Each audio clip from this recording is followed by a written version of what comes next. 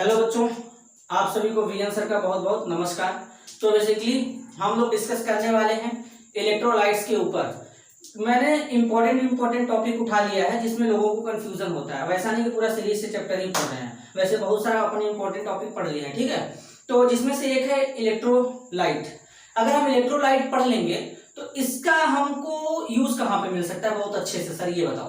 तो इसका यूज हमको बहुत अच्छे से मिल जाएगा, जैसे कोलराल्स लॉ पढ़ेंगे वहां पे मिल जाएगा, ठीक है।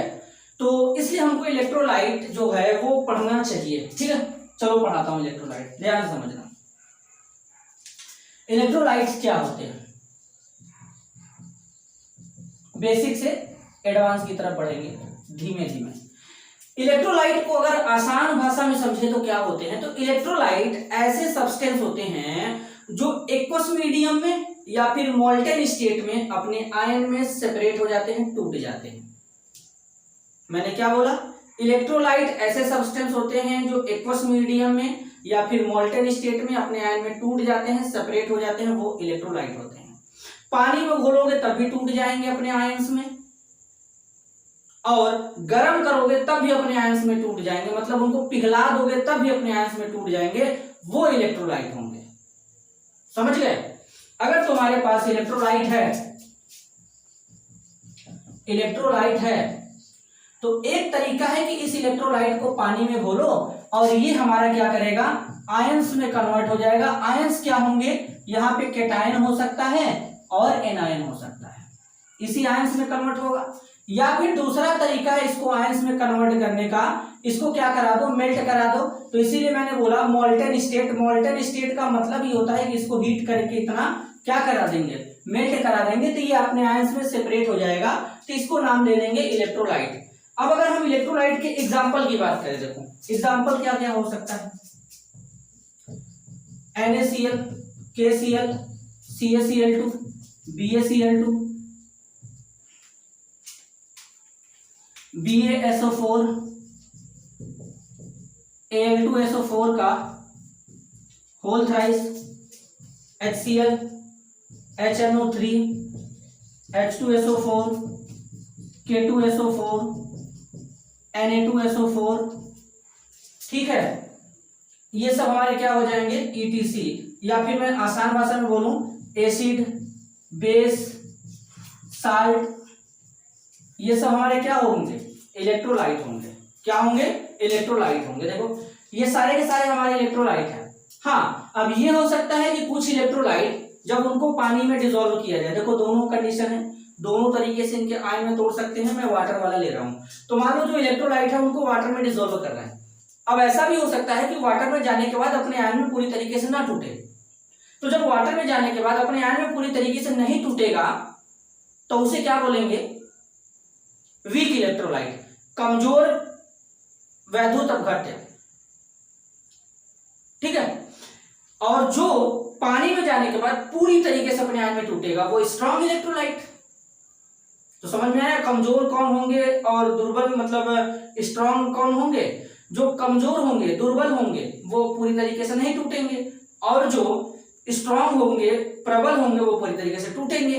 तो ये सारे के सारे इलेक्ट्रोलाइट है। अब इनमें से कुछ ऐसे भी इलेक्ट्रोलाइट हो सकते हैं जो पूरी तरीके से ना टूटे, और कुछ ऐसे भी हो सकते हैं जो पूरी तरीके से टूटेंगे। तो जरा उनको समझते हैं, तो जरा ध्यान से समझना। इसका स्क्रीनशॉट ले लो, ठीक है।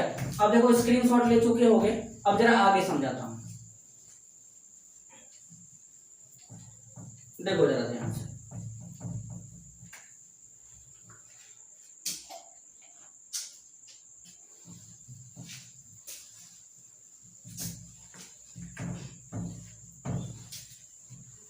देखो समझो, जैसे मान लो हमारे पास स्ट्रॉन्ग इलेक्ट्रोलाइट अपने आयंस में पूरी तरीके से टूटेंगे, completely dissociate into its ion, अपने आयन में पूरी तरीके से टूटेंगे। जैसे हमारा इनका भी कुछ एग्जांपल हो जाएगा, NaCl है, KCl है, CaCl2 है, ठीक है, Al2SO4 का होल थ्राइस है, ये सब हमारे स्ट्रॉन्ग इलेक्ट्रोलाइट की कैटेगरी में आ जाएंगे। अब जैसे हमारा NaCl है, सॉलिड में वाटर में डिसॉल्व करोगे Na+ और Cl- में पूरी तरीके से टूटेगा। जब ये टूटेगा तो कुछ इस तरीके से दिखेगा। यहाँ पे थोड़ा 1 मिनट रुकना, तो इस तरीके से टूटेगा Na+ इक्वस Cl- इक्वस। तो इस तरीके से एरो तुमको दिखेगा स्ट्रॉन्ग इलेक्ट्रोलाइट में, यूए डायरेक्शन। अगर हमारे पास वीक इलेक्ट्रोलाइट है तो वीक इलेक्ट्रोलाइट तो अपने आयंस में पूरी तरीके से टूटते नहीं है। जब पूरी तरीके से नहीं टूटेंगे, डू नॉट कंप्लीटली डिसोसिएट, पूरी तरीके से डिसोसिएट नहीं होंगे, पार्शियली टूटेंगे। जैसे हमारे पास है एसिटिक एसिड एक्वस में, तो CH3 CO- aqueous H+ aqueous, तो ये पूरी तरीके से नहीं टूट रहे हैं, इस तरीके का एरो दिखेगा। तो ये हमारे वीके के कैटेगरी में आएंगे। जैसे और भी होते हैं NH4Cl, फिर NH4OH, HCOOH, ठीक है। ये सब हमारे क्या हो जाएंगे, इलेक्ट्रोलाइट हो जाएंगे वीक वाले, और ऊपर वाले कौन वाले हो जाएंगे, स्ट्रॉन्ग वाले। तो अब समझ में आया स्ट्रॉन्ग और वीक इलेक्ट्रोलाइट की कहानी क्या चल रही है। तो देखो कहानी में एक्चुअल में यही है कि जो एसिड बेस साल्ट होते हैं ये एक टाइप के इलेक्ट्रोलाइट होते हैं। जब ये इलेक्ट्रोलाइट को क्या करते हैं, वाटर में डिसॉल्व करते हैं, तो ये अपने आयन में टूटते हैं। हो सकता है कुछ पूरी तरीके से आयन में टूटे, कुछ पूरी तरीके से ना टूटे। तो जो पूरी तरीके से आयन में टूटेगा वो स्ट्रॉन्ग इलेक्ट्रोलाइट हो जाएगा, और जो पूरी तरीके से नहीं टूटेगा वो वीक इलेक्ट्रोलाइट हो जाएगा। अच्छा, कुछ और जैसे यहाँ पे नया चीज देखते हैं जरा।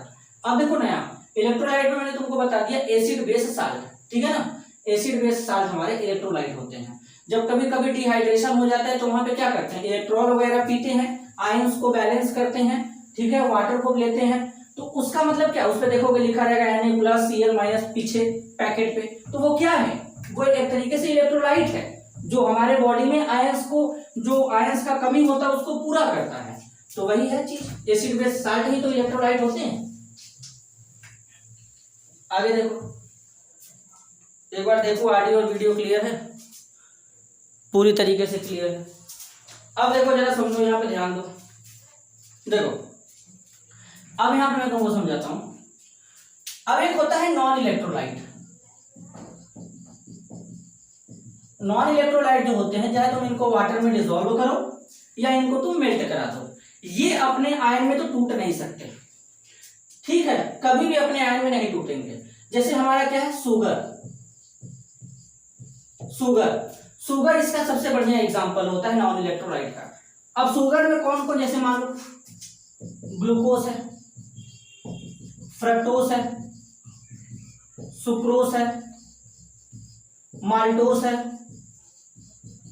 गैलेक्टोज है, रेहमनोज है। इस टाइप के जो शुगर होंगे वो हमारे क्या होंगे, बेसिकली लैक्टोज है।